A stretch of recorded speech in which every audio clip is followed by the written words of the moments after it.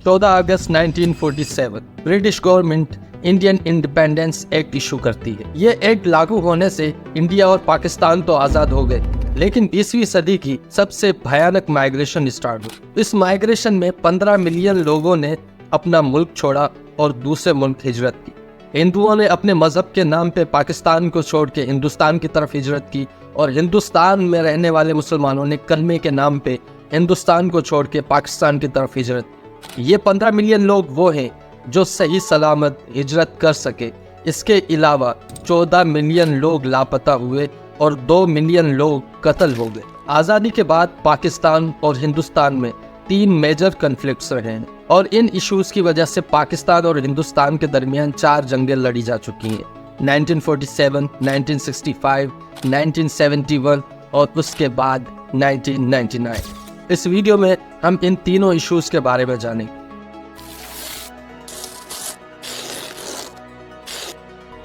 पाकिस्तान और हिंदुस्तान के दरमियान जो सबसे बड़ा इशू है वो मसला कश्मीर।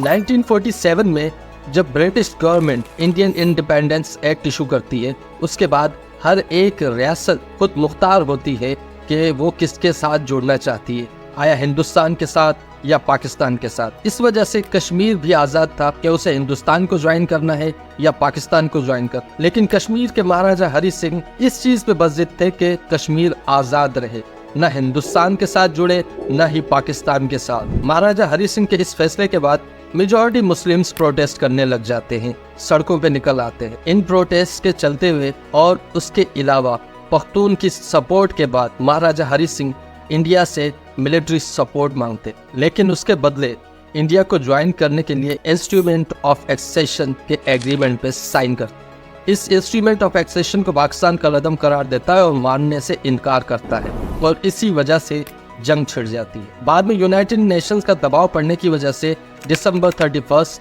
1948 को जंग बंदी होती है और सीज फायर मुमकिन होता है। इस सीज फायर के बाद कश्मीर का 2/3 हिस्सा इंडिया के पास चला जाता है, जिसमें कश्मीर वैली, जम्मू और लद्दाख है, और 1/3 हिस्सा पाकिस्तान के पास रह जाता है, जिसमें गिलगित बल्तिस्तान और आज़ाद कश्मीर है। इसके बाद 1965 की जंग भी कश्मीर की वजह से हुई, जो बाद में पीस कॉन्फ्रेंस की वजह से ख़त्म हुई। 1965 की जंग में तकरीबन 2 लाख घरानों ने या तो अपने शहीद दिए या उनके अपने जंगी कैदी बन गए। पाकिस्तान और इंडिया के दरमियान तीसरी जंग 1971 की वॉर है, जो ईस्ट पाकिस्तान की वजह से हुई, आज का बांग्लादेश।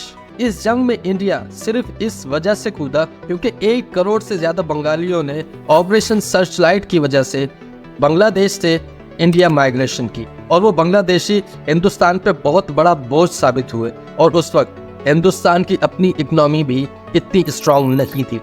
ये जंग खत्म हुई, तकरीबन 90,000 पाकिस्तानी सोल्जर्स ने सरेंडर किया, और ये 90,000 कैदी पाकिस्तान को तब वापस हुए जब इंदिरा गांधी और जुल्फकार अली भुट्टो के दरमियान शिमला एग्रीमेंट तय पाया। 1971 की वॉर के बाद तकरीबन अगले 30 साल तक पाकिस्तान और हिंदुस्तान के दरमियान पीस रहा। LOC पे हल्की फुल्की फायरिंग के तबादले तो रहे, लेकिन कोई जंग नहीं हुई। उसके बाद आखिरी जंग हुई 1999 में, कारगिल वॉर। कश्मीर के अलावा पाकिस्तान और हिंदुस्तान के दरमियान 2 और बहुत बड़े कन्फ्लिक्ट्स हैं। एक है सर क्रीक और दूसरा सियाचिन। सर क्रीक 96 किलोमीटर लंबी समंदरी पट्टी है, जो एक तरफ रन ऑफ कच्छ से मिलती है और दूसरी तरफ इंडिया के बॉर्डर से। ये मसला आज तक हिंदुस्तान और पाकिस्तान के दरमियान तय नहीं पा सका। सर क्रीक का मसला न हल होने के सबसे बड़ी जो वजह है वो ये है कि साइंटिस्ट की तरफ से कहा जाता है सर क्रीक के इस पट्टी में गैस और सोने के ज़खायर, इस वजह से न तो पाकिस्तान उससे हाथ उठाता है न ही हिंदुस्तान।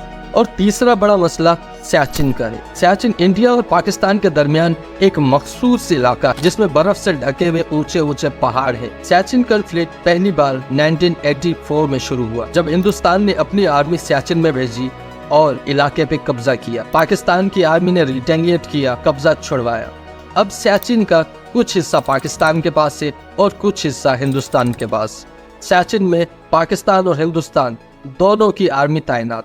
2018 में पाकिस्तान और हिंदुस्तान के दरमियान सीज फायर के भी मुज़ाकरात हुए, लेकिन अभी तक یہ مسئلہ بھی حل نہیں ہو سکا۔ دوستو اگر آپ کو یہ ویڈیو پسند آئی تو لائک اور شیئر ضرور کیجیے گا، اور اگر آپ چاہتے ہیں کہ میں کسی مخصوص ٹاپک پہ ویڈیو بناؤں تو کمنٹ میں ضرور بتائیے۔